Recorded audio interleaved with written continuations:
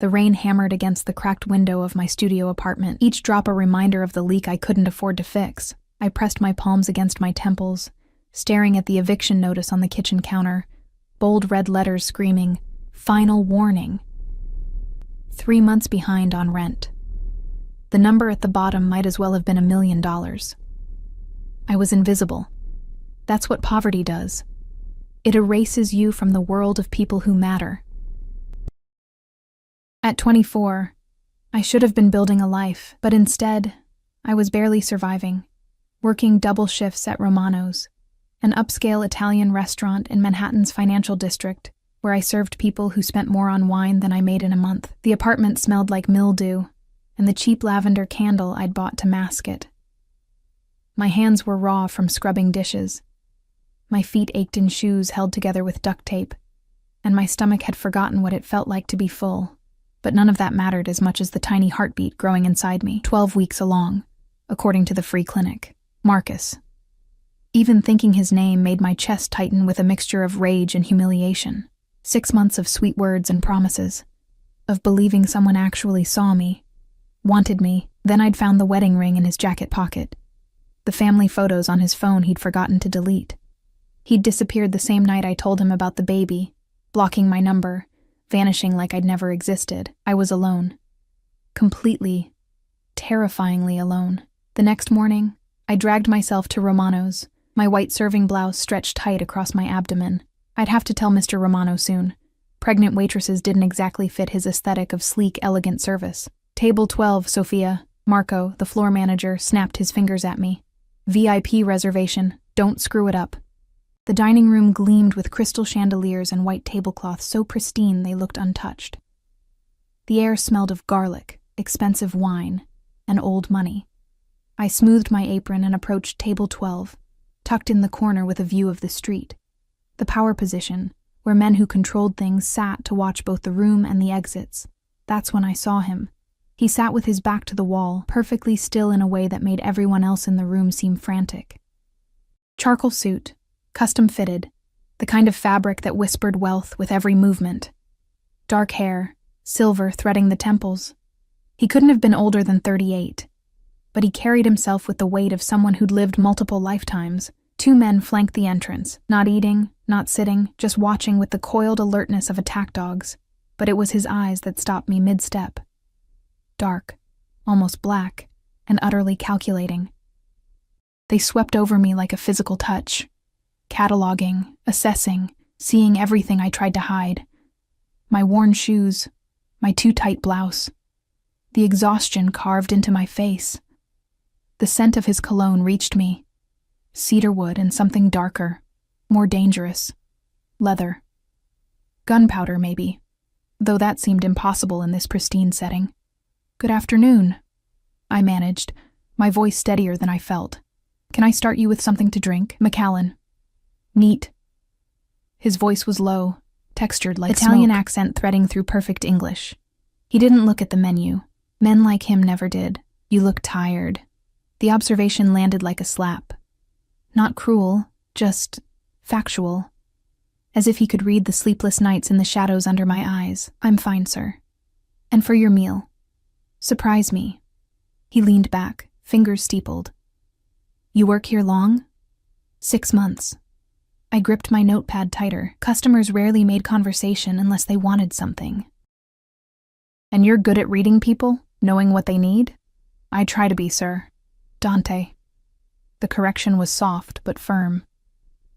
"And I think you're better at it than you know." Before I could respond, the restaurant's front door burst open.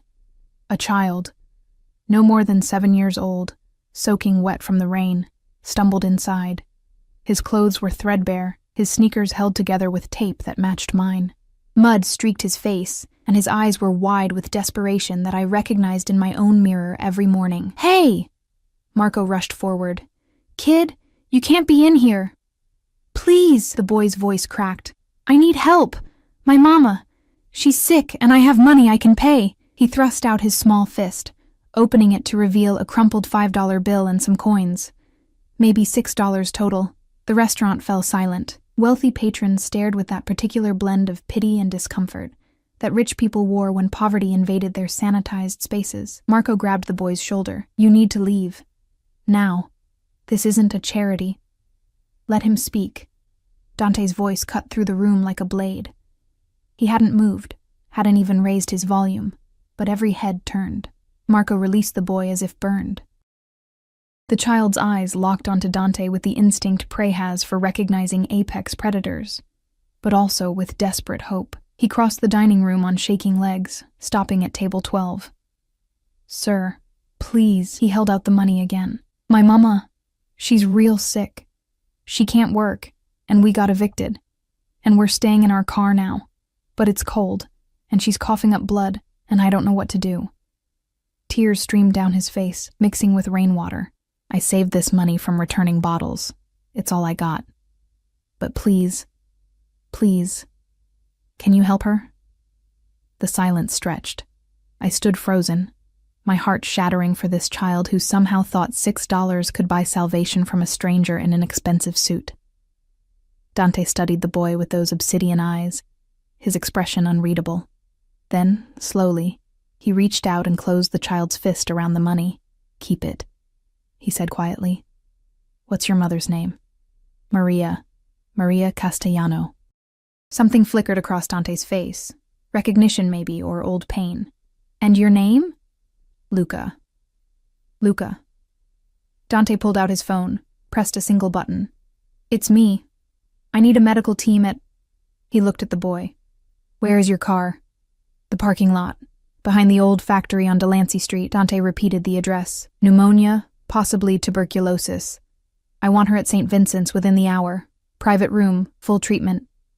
Send someone to set up the family in one of the Moretti Street apartments. Furnish it, and get the boy enrolled at Sacred Heart. He paused. No, I don't care about the waiting list. Make it happen. He ended the call and looked at Luca. A car will be there in 15 minutes. They'll take your mother to the hospital and you both to a new home. You'll go to school. Your mother will get better. Understood. The boy's mouth opened and closed soundlessly. Then he launched himself at Dante, wrapping thin arms around his neck. Thank you. Dante stiffened, clearly unused to physical affection, but his hand came up to pat the boy's back awkwardly. Go wait by the door. My men will drive you. As Luca rushed away, one of the suited guards following, the restaurant slowly came back to life. Whispered conversations, silverware clinking. But I stood rooted to the spot, staring at this man who'd just changed 2 lives with a phone call. He looked up at me, catching me watching. Your surprise meal choice, sir? My voice came out strangled. I've changed my mind. He stood in one fluid motion, pulling out a money clip thick with $100 bills. He placed 5 of them on the table. $500 for a drink he'd never touched. You're interesting, Sophia. I jolted. I never told you my name. Your name tag. He gestured to my chest, but his eyes never dropped below my face. Though I already knew. I know everyone who works in my city. Your city? Walk with me. It wasn't a request. He moved toward the door, and some primal instinct made me follow, ignoring Marco's frantic signals. The guards fell into formation around us as we stepped into the rain-slicked street. A black SUV, heavily armored, windows tinted beyond legal limits, waited at the curb, engine running. The door opened, and I glimpsed leather interior, the gleam of what might have been a gun in a side compartment. Who are you? The question escaped before I could stop it. He smiled then, and it was the most terrifying expression I'd ever seen. Beautiful and cold as a knife's edge. Dante Rossetti. And I think you and I are going to know each other very well, Sophia. He stepped closer. Close enough that I could feel the heat radiating from his body despite the cold rain. That boy reminded me of something important. Sometimes the people who need saving don't even know they're drowning. His eyes dropped then, briefly, deliberately, to my stomach, to the slight swell I thought I'd hidden. My blood turned to ice. You're scared, he observed. Good. Fear keeps you sharp. But I'm not what you should be afraid of. He reached out, and I flinched. But he only tucked a strand of wet hair behind my ear. The gesture was almost tender, which made it more menacing. The father, Marcus Chen, married, embezzled $73,000 from his company to fund his affair with you, though I suspect you didn't know that part. He's currently hiding in Atlantic City, hoping his creditors forget his debts. I couldn't breathe. Couldn't process how he knew these things. How? I know everything that happens in my city. He leaned in, his lips near my ear, voice dropping to a whisper that sent ice down my spine. And I know you're 3 months pregnant, 3 months behind on rent, and approximately 48 hours from complete destitution. I also know that Marcus stole from the wrong people. People who don't forgive debts, people who will eventually trace his money back to you. Terror clawed up my throat. I didn't know. I didn't take anything. I believe you. He straightened, adjusting his cufflinks with casual precision. Which is why I'm going to make you an offer, Sophia. One time only. The rain poured harder, soaking through my thin blouse. But I couldn't move. Come work for me. Not as a waitress. I need someone invisible, someone people underestimate, someone desperate enough to do what needs to be done and smart enough to survive it. His eyes held mine with magnetic intensity. In return, I'll clear Marcus's debts. The money he stole will be repaid. The people looking for it will forget you exist. You'll have housing, medical care, everything you need for you and your child. Full protection under my name. What kind of work? My voice trembled. His smile widened slightly. The kind you don't ask questions about. The kind that keeps you alive. One of his men opened the SUV door wider. An invitation. A trap. 48 hours, Sophia. That's how long you have before Marcus's mistakes become your death sentence. Think about it. Though I suspect we both know you don't really have a choice. He slid into the vehicle, and it pulled away smoothly, leaving me standing in the rain, shaking, drowning in the realization that my life had just been bought and sold without my consent. I looked down at my stomach, at the tiny life depending on me to make impossible choices. The eviction notice was waiting at home. Marcus's debts were circling like sharks. And Dante Rossetti, whoever he really was, had just offered me a lifeline that felt more like a noose. But what terrified me most wasn't his offer. It was how badly I wanted to say yes. I didn't sleep that night. I couldn't. Every sound, the drip of the leaky faucet, footsteps in the hallway, car engines on the street below, sent adrenaline spiking through my veins. I kept thinking about what Dante had said. Marcus stole from the wrong people, people who will eventually trace his money back to you. At 3 a.m, I finally gave up on sleep and opened my laptop, the one luxury I'd refused to pawn because it was my only connection to job listings, to hope. I typed Dante Rossetti into the search bar with trembling fingers. The results made my blood run cold. News articles, carefully worded. Prominent businessman Dante Rossetti acquitted of racketeering charges. Federal investigation into Rossetti family enterprises ends without indictment. 3 witnesses in Rossetti case disappear before trial. I clicked on images. There he was at charity galas, shaking hands with politicians, at restaurant openings, cutting ribbons, always surrounded by men in dark suits, always watching the camera with those calculating eyes. The comments sections told the real story. Everyone knows he runs the East Coast. My cousin worked for him, crossed him once. We never found the body. The Rossetti family owns half the judges in New York. Mafia. The word sat heavy in my mind, though none of the articles dared print it outright. I slammed the laptop shut, my hands shaking so badly I knocked over my water glass. It shattered on the floor, and I just stared at the broken pieces, thinking how perfectly they represented my life. A man who controlled organized crime had just offered me a job, and I was actually considering it. Morning came with pale gray light and a fresh hell. I found the notice taped to my door. Not from my landlord this time, but something worse. Official legal letterhead. Marcus Chen's creditors had filed a claim against me as his known associate. They were coming after the money. $73,000 I'd never seen, never touched, never even known existed. I had nothing. Less than nothing. I had debt that could swallow me whole, and a baby who deserved better than a mother destroyed by someone else's crimes. 48 hours. 24 of them were already gone. I went to work because I didn't know what else to do. My body moved on autopilot, serving tables, forcing smiles, pretending my world wasn't crumbling. Every man in a dark suit made my heart race. Every time the door opened, I expected someone to walk in and drag me away. Sophia. Marco's voice cut through my spiral. VIP table, 12, again. My stomach dropped. He was there. Same table, same position, same 2 guards by the entrance. But this time, he wasn't alone. A woman sat across from him, stunning, dripping in designer everything, her manicured hand resting possessively on his arm. She laughed at something he said, her voice carrying across the room like crystal bells. I approached on wooden legs, my notepad clutched like a shield. "Good afternoon. What can I—" "Sophia." Dante's voice stopped me. He looked up, and for a moment, something flickered in those dark eyes. "This is Alessandra Moretti, my fiancé." The word hit like a physical blow, though I had no right to feel it. This man was a stranger, a criminal, someone who'd inserted himself into my life uninvited, so why did my chest tighten with something that felt dangerously like betrayal? "Charmed," Alessandra said, not looking at me. She had the air of someone who didn't see service staff as fully human. "Dante, darling, you promised we'd discuss the wedding venue." "After lunch." His eyes never left my face. "Sophia, we'll have the usual." I didn't know what his usual was. We'd never gotten that far yesterday. He smiled slightly, reading my confusion. "Surprise us again. You have good instincts." I fled to the kitchen, my hands shaking as I put in an order for our most expensive dishes. Through the service window I could see them, Alessandra talking animatedly, Dante nodding, his posture relaxed in a way that somehow seemed more dangerous than tension.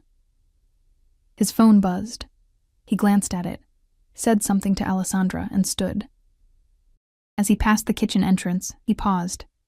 Courtyard, 5 minutes, alone.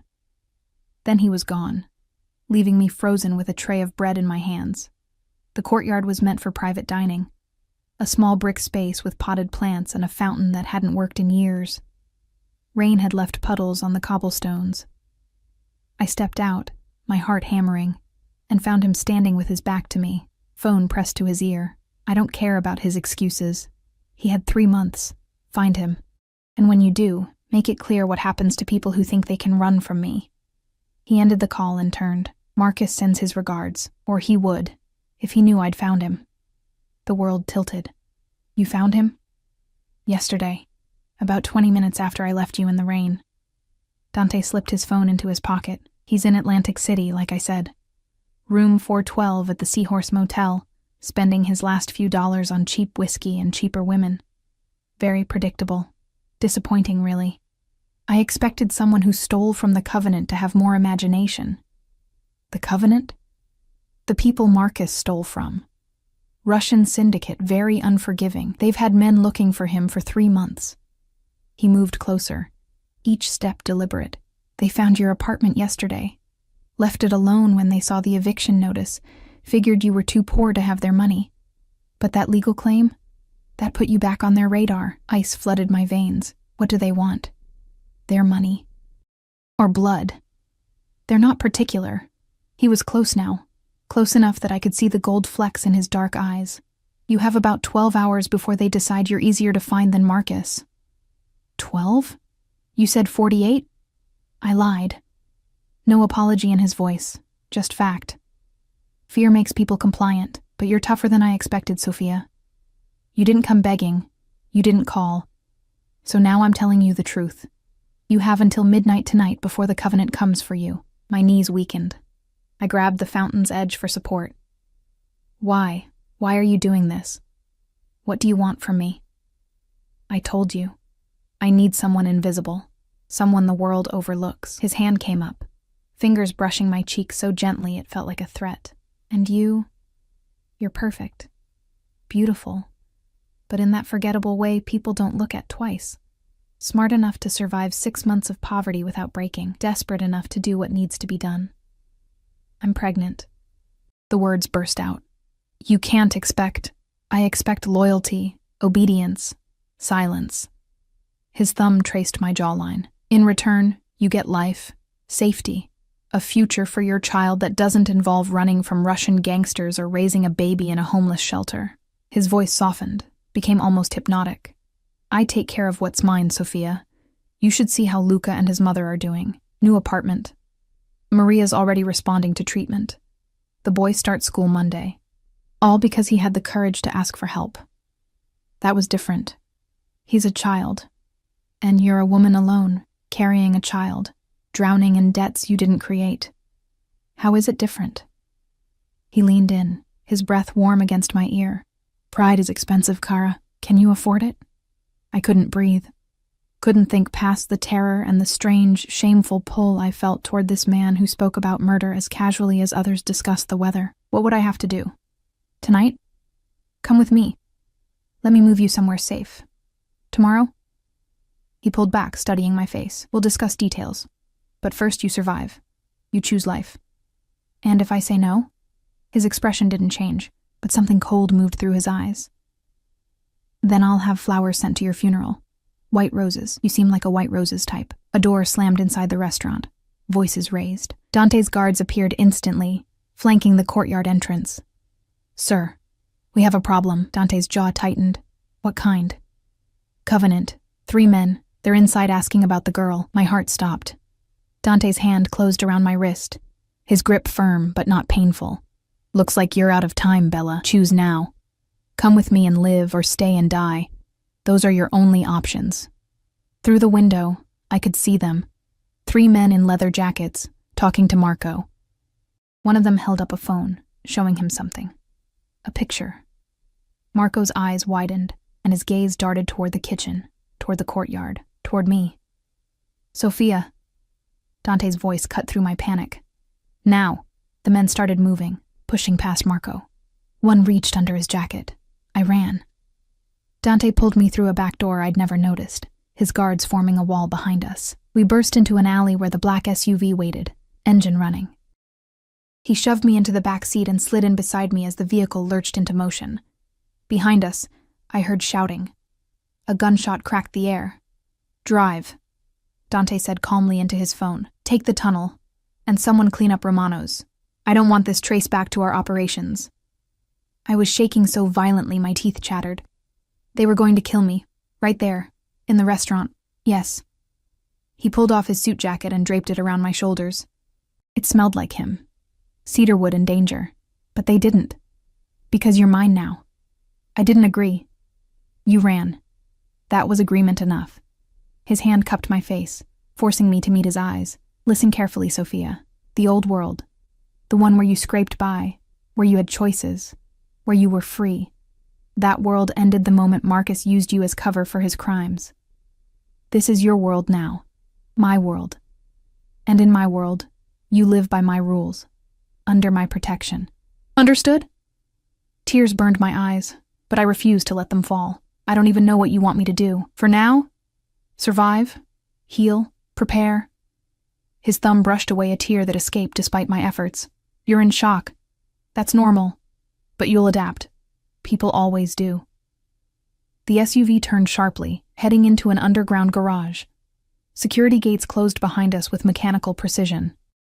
We descended into darkness, level after level, until we stopped in a private bay surrounded by other luxury vehicles. All black, all armored. Dante helped me out, his hand on my lower back guiding me to an elevator. His guards followed, silent sentries.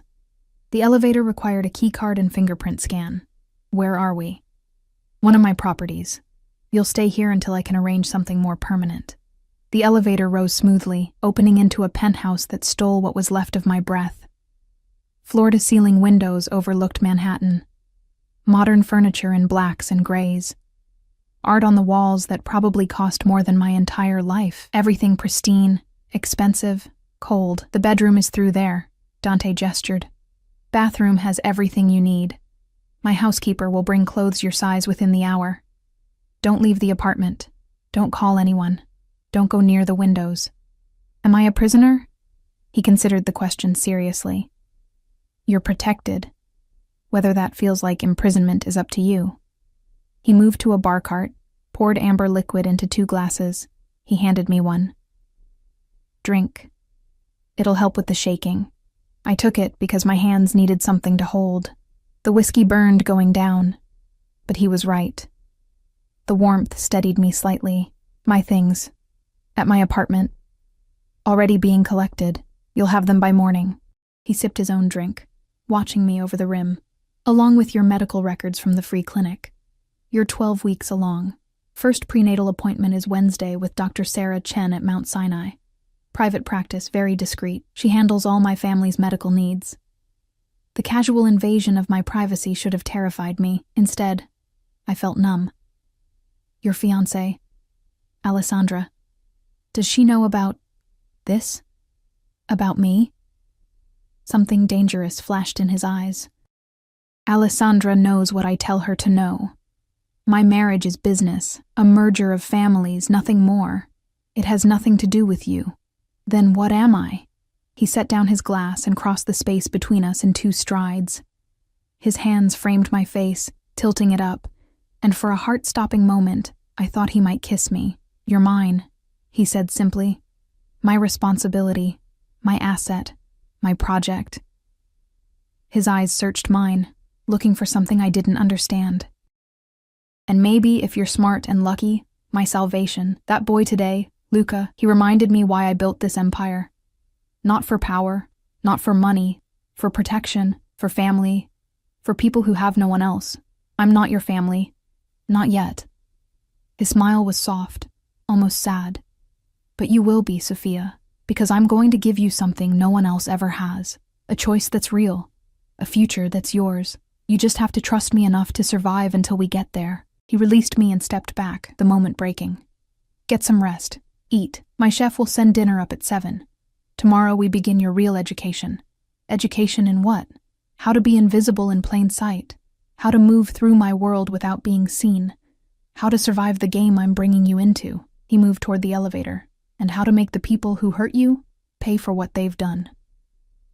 The elevator doors opened. He paused, looking back. Welcome to the Rossetti family, Cara. Try not to disappoint me. Then he was gone. And I was alone in a golden cage. Pregnant and terrified. And somehow, impossibly, more alive than I'd felt in months. The apartment felt like a museum after Dante left. Beautiful. Untouchable. Sterile. I wandered through rooms that smelled of leather and expensive wood polish. My footsteps muffled by plush carpets. Everything was precisely arranged, from the books on the shelves, first editions I realized with shock, to the fresh orchids on the dining table. I found the bedroom and stopped in the doorway.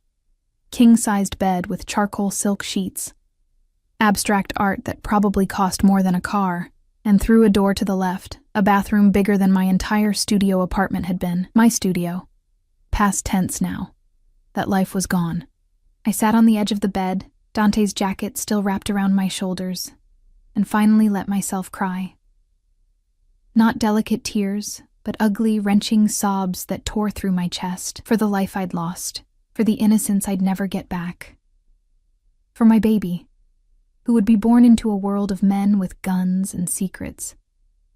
The crying jag left me hollowed out and exhausted. I lay back on the bed, just for a moment, and darkness swallowed me whole. I woke to the smell of garlic and tomatoes. My stomach growled viciously. I couldn't remember the last time I'd eaten. The bedside clock read 7:47 p.m. I'd slept for over 4 hours. In the bathroom, I found toiletries still in packaging. Expensive brands I'd only seen in magazine ads. Toothbrush, toothpaste, shower gel that smelled like jasmine. I brushed my teeth and splashed water on my face, avoiding my reflection. I didn't want to see what fear had written there. The dining room table had been set for 1. Silver covers kept the food warm. I lifted them to find chicken marsala, roasted vegetables, fresh bread, and a small bowl of pasta in cream sauce. My hands shook as I served myself, and then I ate like a starving animal, barely tasting the food in my desperation to fill the empty ache inside me. A note sat beside the wine glass, filled with sparkling water, I noticed. Someone had thought about the pregnancy. Eat, sleep. Tomorrow we talk. His handwriting was precise, controlled, like everything else about him. I was reaching for seconds when my phone buzzed. My phone. which I'd left at the restaurant in my apron pocket. Now it sat charging on the counter, along with my keys, my wallet, and the few photographs I'd kept in my apartment. Everything I owned, transported here while I slept. The text was from an unknown number. Check the closet in the bedroom. Everything should fit. Tomorrow, 9 a.m. Driver will collect you. Wear the blue dress. I walked to the bedroom closet with my heart in my throat and opened it. Rows of clothing. Designer labels I recognized from serving their wearers at Romano's. Dresses, pants, blouses, all in my size. Shoes lined up beneath. Heels, flats, boots. Drawers held undergarments still tagged. Everything perfectly organized by color and occasion. I pulled out the blue dress, navy silk, modest neckline, elegant without being flashy. The kind of dress that cost a month's rent. My old rent, anyway. It would make me look professional, forgettable. Invisible, just like he wanted. I hung it back carefully and closed the closet door, feeling the walls of my golden cage close in a little tighter. Sleep came fitfully that night. I dreamed of Marcus. His smile when we'd first met, the way he'd made me feel seen. Then the dream shifted, and it was Dante's face instead. Those dark eyes watching me drown while he decided whether I was worth saving. I woke gasping at 3 a.m. and couldn't fall back asleep, so I explored the apartment properly, learning the space like a prisoner learning their cell. The living room had a wall of books, business, philosophy, Italian poetry, a collection of vinyl records, mostly opera and classical. No personal photos anywhere, no warmth, no mess, no indication that an actual human lived here. The kitchen was professionally equipped but barely used. I opened the refrigerator and found it fully stocked. Fresh fruit, vegetables, cheeses, everything organized with military precision. A pregnancy nutrition guide sat on the counter, pages marked with sticky notes. Section on first trimester needs highlighted. He'd done his research, planned this. Known I would say yes, or known I'd have no choice. I found a locked door off the hallway. Office, probably. The lock was serious. Biometric scanner. Whatever secrets Dante kept, he kept them well protected. As dawn broke over Manhattan, painting the sky in shades of pink and gold, I stood at the windows and watched the city wake up. From this height, the people below looked like ants, insignificant, invisible, like I used to be. At exactly 9 a.m., a knock on the door made me jump. I'd dressed in the blue dress. It fit perfectly, skimming my body in ways that hid my pregnancy while making me look polished. Professional. The shoes were comfortable despite their 3-inch heels. I opened the door to find a woman in her 50s. Gray hair pulled back severely, expensive suit and eyes that missed nothing. Miss Sophia. I'm Teresa, Mr. Rossetti's executive assistant. Are you ready? Ready for what? Your orientation. She gestured to the elevator. We have a full schedule today. The elevator descended to the garage where a different SUV waited. This one navy blue, but just as armored. Teresa slid in beside me, opening a tablet. First, legal matters. You'll sign an NDA, employment contract, and protection agreement. Our lawyers will explain everything. Second, security briefing. You need to understand threat assessment and emergency protocols. Third, medical appointment with Dr. Chen. Fourth, meeting with Mr. Rossetti to discuss your specific role. She looked up. Questions? My head spun. What kind of employment contract? You'll be listed as a consultant for Rossetti Enterprises. Salary of $200,000 annually. Full benefits, housing provided. In exchange, you'll perform tasks as assigned by Mr. Rossetti. The NDA covers everything you see, hear, or learn about his operations. Violation results in immediate termination and legal action. $200,000. I made $23,000 at Romano's. And if I refuse to sign, Teresa's expression didn't change. Then you'll be released at the next corner with our best wishes for your future. I believe the Covenant has a bounty of $50,000 on your head now. They don't like it when their targets run. The message was clear. Sign or die. The law office was in Midtown. All glass and steel and leather chairs. 3 lawyers in identical suits explained contracts I barely understood, using words like indemnification and exclusivity clause. I signed everything they put in front of me because what choice did I have? My hand cramped by the final signature. The lead lawyer smiled. Professional, empty. Welcome to the organization, Miss Sophia. Mr. Rossetti will be pleased you've chosen to join us. Chosen. As if I'd had any choice at all. The security briefing happened in a nondescript building in Queens. The instructor was a former military type with scars and dead eyes. He showed me photos of men I should avoid. Taught me how to spot a tail. Explained what to do if someone grabbed me. Scream. Run. Never get in the second location. You're a civilian, he said flatly. That makes you a liability, but Mr. Rossetti wants you protected, so you'll learn the basics. Pay attention. Your life depends on it. He made me practice emergency calls, memorize safe house addresses, learn code phrases. By the end of 2 hours, my head throbbed with information. One more thing. He pulled out a small device, looked like a pendant. Panic button. Press it 3 seconds and a team will be at your location within 5 minutes anywhere in the city. Wear it always. Shower, sleep, everything. Mr. Rossetti's orders. He fastened it around my neck. The weight felt like a collar. Doctor. Chen's office was everything the free clinic wasn't. Quiet, clean, private. She was kind, in her 40s, with gentle hands and a professional smile. Mr. Rossetti explained your situation, she said, washing her hands. I want you to know that everything we discuss is confidential. My first priority is your health and your baby's health. Nothing else matters. She did a full exam, asked questions about my medical history, my symptoms. The ultrasound machine hummed to life, and gel spread cold across my stomach. Let's see your little one. The screen flickered, and then, there, a tiny form, barely recognizable as human but moving, heart beating fast, visible as a rapid flutter. Strong heartbeat, Dr. Chen said warmly, measuring right on track for 13 weeks. Everything looks perfect. Tears blurred my vision. Perfect. In the middle of this nightmare, something was actually perfect. Do you want to know the sex? It's early, but sometimes we can tell. No, I wiped my eyes. Not yet. I'm not ready. She handed me tissues and printed out ultrasound photos. That's fine. We'll check again at your 20-week scan. For now, keep taking your prenatal vitamins. Eat well. I see Mr. Rossetti has already provided nutritional guidelines. Get rest. Avoid stress as much as possible. Avoid stress. I almost laughed. My entire life was stress now. Teresa drove me to the final appointment. A restaurant in Little Italy, closed for a private lunch. She led me through the empty dining room to a back office where Dante sat behind a mahogany desk, reading something on his laptop. He looked up as I entered, and his expression softened almost imperceptibly. Sophia. Sit. How was Dr. Chen? The baby's healthy. I lowered myself into the chair across from him, suddenly exhausted. Good. He closed the laptop. And the rest? Legal security? Overwhelming. You'll adjust. He leaned back, studying me. You look better. The dress suits you. I didn't respond. What was I supposed to say?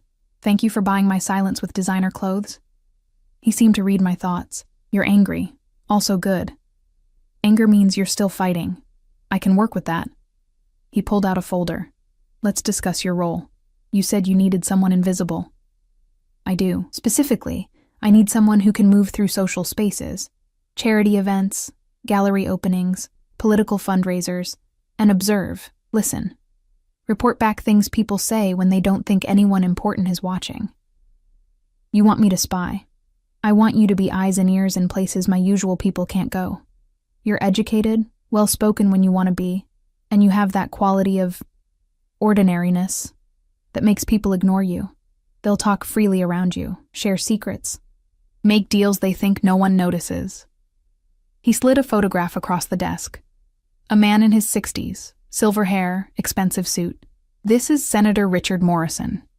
He's been taking bribes from the Covenant to vote against port security legislation. I need proof. You're going to attend his fundraiser next week as a volunteer server and document everything he says in private. My stomach churned. And if I'm caught? You won't be. Because I'll train you properly. He stood, moving around the desk. The work isn't dangerous if you're careful. You blend in, You listen, you leave. No confrontation, no risk. Until something goes wrong. I don't let things go wrong. He crouched beside my chair, bringing us eye level. I'm very good at protecting what's mine, Sophia. And you? His hand rested on my stomach, warm through the silk dress, and this baby are mine now. I don't let anyone hurt what belongs to me. The possessiveness in his voice should have terrified me. Instead, some broken part of me felt almost safe. Why? The question came out as a whisper. Why me? You could hire professionals. People trained for this. His hand moved from my stomach to cup my face, thumb brushing my cheekbone. Because professionals have loyalties that can be bought. You? You have nothing. No family, no friends, no safety net. You're entirely dependent on me. That makes you trustworthy in ways money can't buy. That's sick. That's survival. He stood, pulling me up with him. The world is sick, Kara. I didn't make it that way. I just learned how to thrive in it, and now I'm teaching you the same. He walked me to the door, his hand on my lower back again. That possessive touch that branded me as his. In the restaurant's main room, tables were being set for dinner service. Normal life, continuing while mine spun into chaos. Teresa will take you back to the apartment. Rest. Tomorrow we start your training. He paused. And Sophia? I had Marcus delivered to the Covenant this morning. Your debt is cleared. You're free of him. The words landed like stones in still water, rippling outward with implications I didn't want to examine. You killed him? I gave him to people he wronged. What they do with him is their business. No remorse in his voice, no guilt. Just fact. He used you, lied to you, left you to face consequences of his crimes. Did you really expect me to let that stand? I should have felt horror, disgust. Instead, I felt a dark satisfaction that scared me more than anything else that had happened. Dante saw it in my face and smiled. There it is, the truth underneath all that fear and morality. You're angrier than you let yourself admit. Good. We'll use that.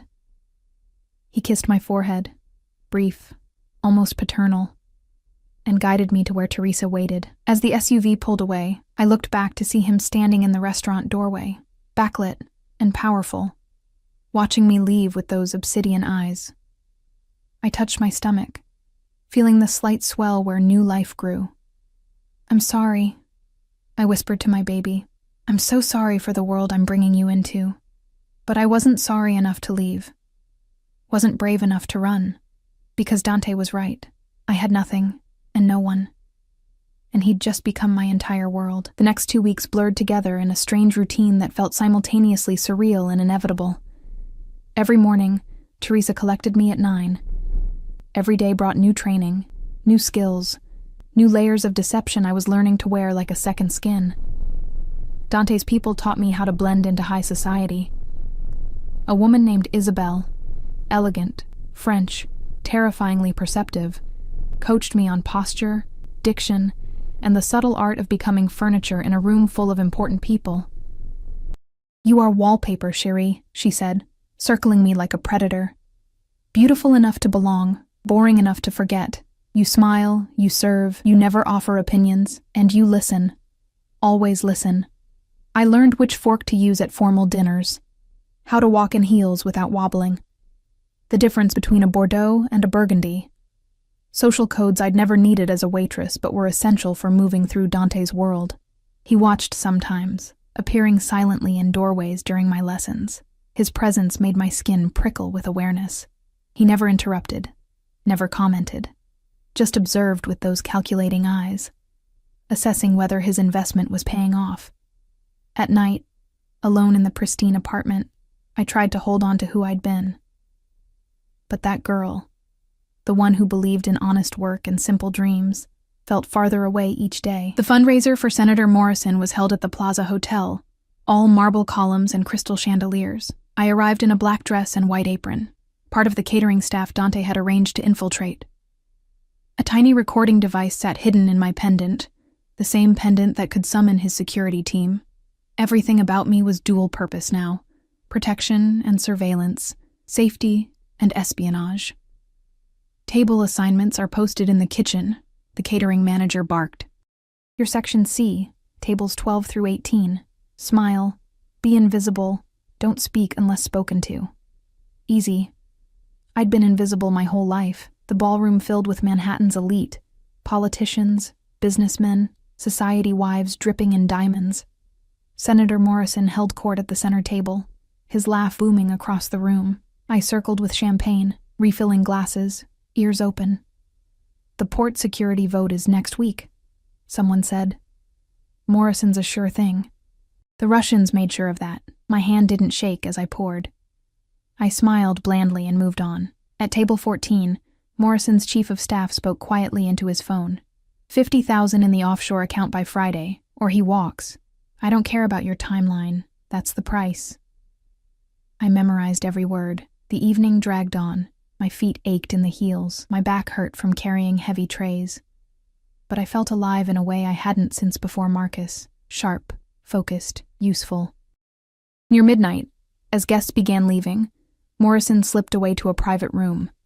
I followed at a distance, heart pounding. The hallway was empty. I pressed my ear to the door.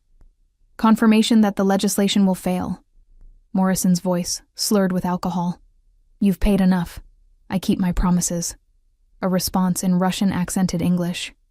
You'd better, Senator. Our patience has limits. I fled before they could emerge, back to the safety of the catering chaos. In the service elevator, I pressed the panic button. Not because I was in danger, but because that was the signal. Mission complete. Teresa met me at the service entrance. Any trouble? None. I got everything. She nodded approvingly. Mr. Rossetti will be pleased. He was waiting in the penthouse when I returned, tie loosened, sleeves rolled up, working at the dining table with his laptop and several phones. He looked up as I entered, and something in his expression softened.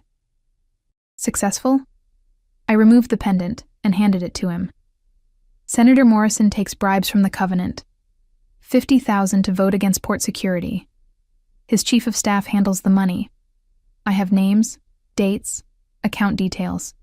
Everything. Dante plugged the device into his laptop, listening to the recording with headphones.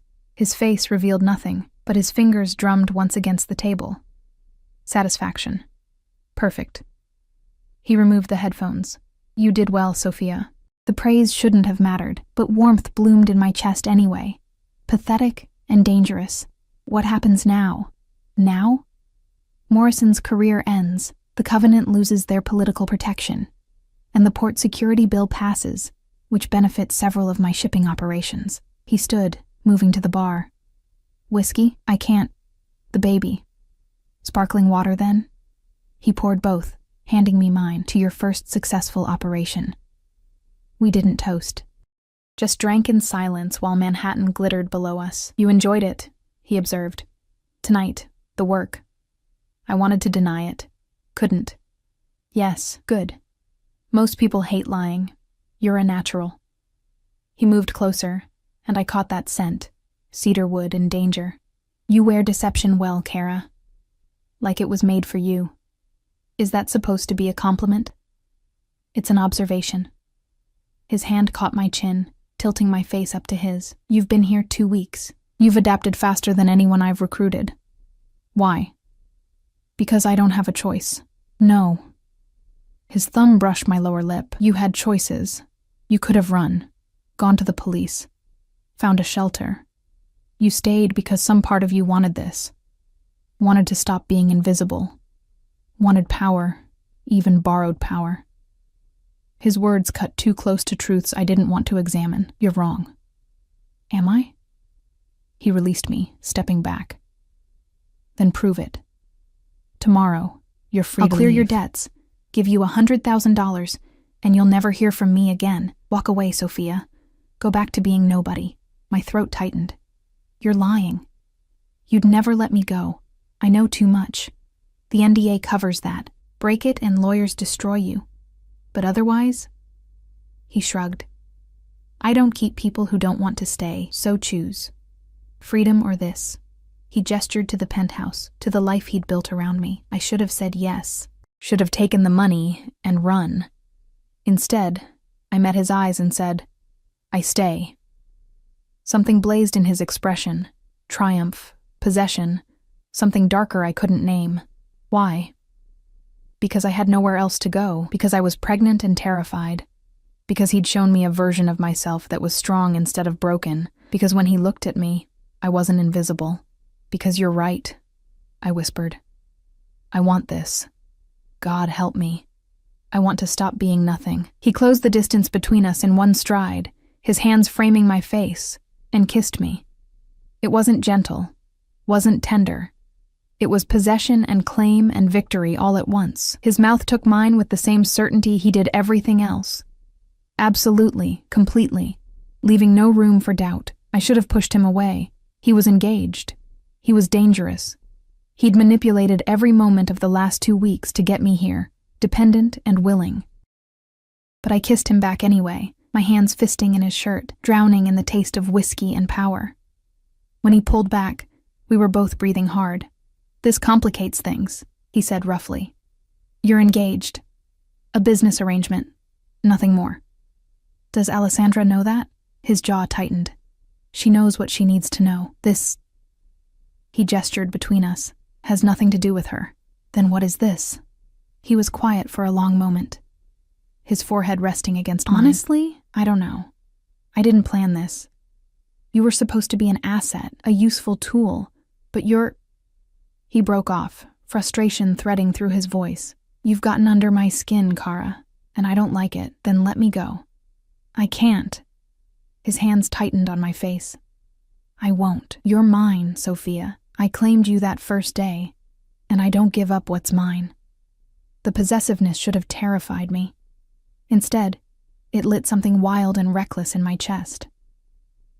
"I'm not a possession, aren't you?" His smile was dark. "You wear my clothes, live in my home, work for my organization, carry my protection like armor. What are you, if not mine? The mother of another man's child." The words landed like a slap. Dante's expression went cold, and he stepped back. "That child will be mine too. I'll raise it as Rossetti. Give it every advantage, every protection. The biological father is irrelevant. He's dead because he failed to protect you. I won't make that mistake." My hand went to my stomach instinctively. "You can't just claim someone else's baby. Watch me." He straightened his shirt, composure sliding back into place. "Get some rest. Tomorrow we have another assignment, a gallery opening, more surveillance work." He was dismissing me, retreating behind the walls he'd built. But I'd seen the crack in his armor, the admission that I'd gotten to him. "Dante." "Good night, Sophia." I fled to the bedroom, my lips still tingling from his kiss, my mind spinning with confusion and fear and something that felt dangerously like want. 3 weeks later, I stood in a different penthouse, this one Dante's actual residence, not the safe house I'd been staying in. Alessandra's things were everywhere. Photos of her and Dante at charity events, her perfume in the bathroom, evidence of the life he led when I wasn't around. He'd brought me here for a meeting with his accountant, someone who needed to see me to set up my salary payments. But seeing this, his real life, made everything sharp and painful. "The wedding is in 6 weeks, Alessandra said, appearing in the doorway. She'd come home early, surprising us both. Her eyes narrowed at my presence. "And who are you?" "Sophia works for me," Dante said smoothly. "Business consultant. In our home?" Her voice could have cut glass. "Since when do consultants need access to your private residence, Tesoro?" "Since I decided they did." His tone left no room for argument. "Alessandra, give us a moment." "No," she crossed her arms. "I want to know what's really going on. You've been distracted for weeks, canceling plans, taking mysterious meetings, and now this woman," she looked me up and down with contempt, "is in our home." The accountant had wisely fled minutes ago. Now it was just the three of us, tension crackling like electricity. "You're being paranoid," Dante said. "Am I? Or am I being smart?" Alessandra moved closer to me, her designer heels clicking on marble. "You're pretty. I'll give you that. But if you think sleeping with my fiancé will get you anywhere—" "I'm not," I started. "Don't lie to me." She grabbed my left hand, checking for rings. Her eyes caught on my stomach, the swell more visible now at 18 weeks. Oh, I see. How predictable. Dante's voice went deadly quiet. Alessandra, enough. Is it yours? She demanded. The baby? That's none of your concern. Everything about you is my concern. We're getting married in 6 weeks. My family has invested millions in this alliance, and you're what? Keeping some pregnant whore on the side? Dante moved so fast I didn't see it coming. One moment he was across the room. The next, his hand was wrapped around Alessandra's throat, slamming her back against the wall. Never, he said, voice like ice and murder. Call her that again. I stood frozen, horrified by the violence, by the way Alessandra's face turned red, by how easily Dante could kill her and probably had killed others. Dante, stop. My voice broke through whatever rage held him. He released Alessandra, who crumpled, gasping. He turned to me, and the fury in his eyes made me step back. Sophia, leave, now. Teresa will take you back to your apartment. But now, I ran. I didn't hear from him for 3 days. 3 days of silence, of wondering if I'd crossed some invisible line, if the protection he'd offered was being withdrawn. Teresa brought meals and updated security protocols, but offered no information about Dante. On the 4th day, he appeared at my door at midnight, disheveled and dangerous, smelling of whiskey and smoke. The wedding's off, he said without preamble. I broke the engagement tonight. The Moretti family is furious. There will be consequences. A war, probably. But I don't care. He walked past me into the apartment, pacing like a caged animal. Why? I asked, though I knew. God help me, I knew. He turned, and the look in his eyes stole my breath. Because I can't marry her while wanting you. Because every time I'm in a room with Alessandra, all I can think about is you. Because that baby you're carrying, it may not be mine by blood, but I want it to be. I want you both to be mine in every way that matters. He crossed to me, cupping my face with shaking hands. I'm obsessed with you, Sophia. It's irrational and dangerous and completely inappropriate, but there it is. You've destroyed my carefully planned life in less than 2 months, and I'm letting you. Because the alternative, a life where you're not mine, is unacceptable. Tears streamed down my face. This is insane. You barely know me. I know everything about you. I've known since the day we met. I know you take your coffee with too much sugar and read poetry when you can't sleep. I know you're terrified of failure and desperate to matter. I know you talk to your baby every night, promising to be better than your mother was to you. His thumbs brushed away my tears. I know you, Kara, and I'm ruined for anyone else. The baby isn't yours. I don't care. I'll love it anyway. Raise it as mine. Give it the Rossetti name and everything that comes with it. He kissed my forehead, my cheeks, my lips. Soft, reverent touches so different from our first kiss. Say yes, Sophia. Be mine, truly mine. Not as an employee or an asset, as my family. Every rational thought screamed at me to refuse. This man was a criminal, had killed people, had trapped me in this life through manipulation and circumstances, but he'd also saved me, protected me, seen me when I was invisible to everyone else. And despite everything, maybe because of everything, I loved him. The realization hit like lightning. I loved this dangerous, obsessed, impossible man who'd stolen my life and given me a new one. Yes, I whispered. His kiss this time was different, claiming but also cherishing, possessive but tender. He lifted me into his arms and carried me to the bedroom, and for the first time since my world shattered, I felt whole. The war with the Moretti family started 3 days after Dante broke his engagement. It began with threats, phone calls, formal letters demanding compensation for the broken alliance. Then it escalated. A shipment of Dante's goods burned in a warehouse fire. 2 of his restaurants were vandalized. The message was clear. Insulting the Morettis had consequences. But Dante was unmoved. If anything, the conflict seemed to energize him. He moved me into his actual penthouse, Alessandra's things removed, every trace of her erased, and surrounded me with armed guards 24 hours a day. They won't touch you, he promised, his hand resting on my growing stomach as we stood at the windows overlooking the city. I've made it clear that anyone who harms you answers to me personally, and everyone knows what that means. I did too now. I'd learned what Dante was capable of when protecting what he considered his. The bodies didn't pile up visibly, but men who crossed him had a way of disappearing. I should have been horrified. Instead, I felt safe in a way I never had before. Dr. Chen confirmed at my 20-week ultrasound that I was having a girl. I cried watching her tiny form on the screen, her perfect fingers and toes, her strong heartbeat. A daughter, Dante said quietly beside me, his hand gripping mine. We're having a daughter, not you. We. As if she'd been his all along. What do you want to name her? I asked that night, curled against him in bed. Something strong. Something that means she'll never be underestimated. He traced patterns on my bare shoulder. Isabella, after my mother. She was the strongest person I ever knew. Isabella Rossetti. I tested the name. It's beautiful. She'll be beautiful, like her mother. He kissed my temple. And she'll be safe, protected.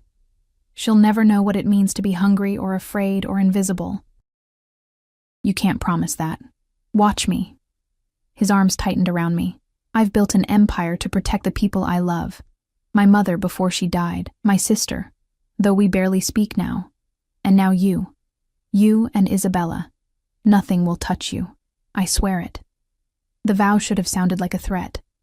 Coming from him, it sounded like salvation. 4 weeks later, the Moretti situation came to a head. Alessandro Moretti, Alessandra's father, demanded a sit-down meeting, neutral territory. No weapons. Just talk. Dante was suspicious. Moretti doesn't do peaceful negotiations. This is a trap. Then don't go, I pleaded. We were 24 weeks along now, my stomach round and impossible to hide. Send someone else. I can't. Refusing makes me look weak. Weakness invites more attacks. He cupped my face, kissing me deeply. I'll be careful. Extra security. Exit strategies. I've survived worse. I have a bad feeling. Sophia. He rested his forehead against mine. I promise. I will come back to you. Nothing keeps me from you and our daughter. Our daughter. He said it so naturally now, as if biology was irrelevant. He left with his top lieutenants, leaving me under Teresa's protection and a dozen armed guards. The penthouse felt like a tomb without him. Hours passed. I tried to read, to rest, but anxiety crawled under my skin. Isabella kicked. She was active now, responding to my stress with movement. I rubbed my stomach, humming softly to calm us both. It's okay, Piccola. Your father will come home. He always does. My phone buzzed. Unknown number. I almost didn't answer. Hello? Sophia Rossetti? A woman's voice accented. Russian. My blood ran cold. You don't know me, but I know you. Dante's pregnant pet. How sweet. Who is this? Someone who wants you to understand something. Your lover killed my brother, gave him to us like a gift, thinking it would clear your debts. Marcus Chen. Remember him? The name hit like a physical blow. I'd tried so hard not to think about Marcus, about what Dante had done. I didn't ask him to. No? You benefited, though. Lived in luxury while my brother died screaming. Dante thought the matter was closed, but the covenant doesn't forget. Her voice turned cold. We have him now. At the meeting. Moretti sold him out. Payment for the insult to his daughter. Poetic, isn't it? Terror flooded through me. You're lying. Am I? Check the news in about 20 minutes. You'll see. The line went dead. I screamed for Teresa. The meeting. It's a trap. The covenant has him. She was already on her phone, barking orders. All units to the warehouse. Now. Full assault team. I don't care about the police. Move. I'm coming with you.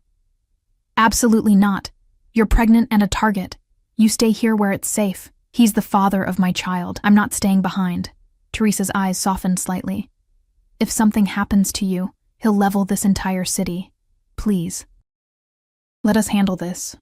But I couldn't. Wouldn't.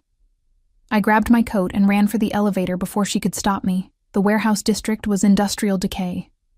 Rusted metal, broken windows, the smell of oil and neglect. Police sirens wailed in the distance. Gunfire cracked through the air like fireworks. I crouched behind a car while Dante's men swarmed the building where the meeting had been held. Bodies littered the ground, Moretti soldiers, Covenant enforcers, people I didn't recognize. Blood pooled on concrete. "There!" someone shouted. "The boss is inside!" They breached the door with controlled explosives. More gunfire, screaming, then silence. I couldn't breathe, couldn't think past the terror that I'd arrived too late, that Isabella would grow up without a father, that I'd lose the man I loved before I'd really had him. Then he emerged. Dante walked out of that building like an avenging angel, suit torn, blood on his face and hands, but alive. Gloriously, impossibly alive. His eyes scanned the chaos until they found me. "Sophia." My name was a roar. "What the fuck are you doing here?" I ran to him, stumbling in my haste, and he caught me against his chest. His hands roamed over me frantically, checking for injuries. "Are you hurt? Did anyone touch you?" "The baby, we're fine. You're the one covered in blood, not mine." He kissed me hard, tasting of copper and desperation. "Mostly not mine. Christ, Sophia, you could have been killed. You were supposed to stay safe." "I couldn't. I thought—" My voice broke. "The Russian woman called. Said they had you. I thought I'd lost you." His expression turned murderous. "What Russian woman?" "She said you killed her brother, Marcus's sister. She wanted revenge. Katya Chen." He spat the name like a curse. "She was here, coordinating with Moretti, but she ran when my men arrived." His jaw tightened. "This isn't over. She'll come for you again." "Then what do we do?" He looked at me. Really looked at me, taking in my swollen stomach, my terrified face, the way I trembled in his arms. Something shifted in his expression. "We end this, permanently. No more half measures, no more allowing threats to exist." He pulled out his phone. "I'm calling in every favor, every alliance. The Covenant violated our truce. They targeted what's mine. That means war." The war lasted 6 brutal weeks. I was kept locked in the penthouse, security doubled and tripled, while Dante systematically dismantled the Covenant's operations in New York. Shipments seized, money frozen, key players arrested or disappeared. Alessandro Moretti was found dead in his office, officially a heart attack, though everyone knew better. Alessandra fled to Italy with what remained of her family's fortune, and Katya Chen, Marcus's sister, was delivered to Dante bound and terrified. He brought me to the warehouse where she was held. I was 8 months pregnant by then, waddling rather than walking, but he insisted I see this. "You need to understand," he said as we approached. "This is what happens to people who threaten my family." Katya looked up from where she knelt, bloodied and broken. When she saw me, she laughed, a cracked, desperate sound. "The pregnant whore. He'll never be yours, you know. Men like Dante don't love. They own. You're just another possession." Dante's gun pressed against her temple, silencing her. "Last words?" he asked conversationally. She spat blood at my feet. "Your baby will be born into blood. That's Dante's legacy. Death and..." The gunshot cut her off. She crumpled, dead before she hit the ground. I should have felt sick, should have turned away in horror. Instead, I felt relief. The threat was gone. My daughter was safe. Dante holstered his weapon and turned to me, checking my reaction carefully. "Are you okay? Is it really over?" "Yes. The Covenant's leadership is destroyed. Moretti's family is scattered. There's no one left who wants revenge badly enough to come after you." He guided me out of the warehouse, away from the body. "You and Isabella are safe. That's all that matters." Isabella Rossetti was born on a snowy December night, 6 pounds and perfect. She had my eyes and Dante's dark hair. And when he held her for the first time, I watched the most dangerous man in New York cry. "Hello, Piccola," he whispered. His finger caught in her tiny fist. "I'm your father, and I promise you'll never know fear or hunger or invisibility. You'll be loved, protected. You'll be a queen in this city." I watched them from my hospital bed, my daughter and the man who'd claimed us both, and felt something settle in my chest. Peace, maybe. Or acceptance. This wasn't the life I'd imagined. It was darker, more dangerous, built on violence and control. But it was mine. We were his, and he was ours, and that was enough. 2 years later, I stood in our penthouse, truly ours now, filled with Isabella's toys and family photos, watching Dante teach our daughter to walk. She toddled between furniture, laughing when he caught her, her face bright with trust. "Mama," she called, reaching for me. "Mama, look." I scooped her up, kissing her dark curls. She smelled like baby shampoo and the lavender oil we used at bath time. Perfect. Untouched by the darkness that lurked at the edges of our world, Dante came up behind us, his arms encircling both of us. "My girls," he murmured, "my entire world. Do you ever regret it?" I asked quietly. "Breaking your engagement? Starting a war? All of it?" "Never." He turned me to face him, Isabella between us. "You gave me something I'd stopped believing existed. A real family. Not a business arrangement or alliance. Something genuine. We're hardly a normal family. Who wants normal?" His smile was warm, lacking the edge of danger it had held when we first met. "We're perfect. Complicated and messy, and built on questionable decisions, but perfect." Isabella grabbed both our faces, babbling happily.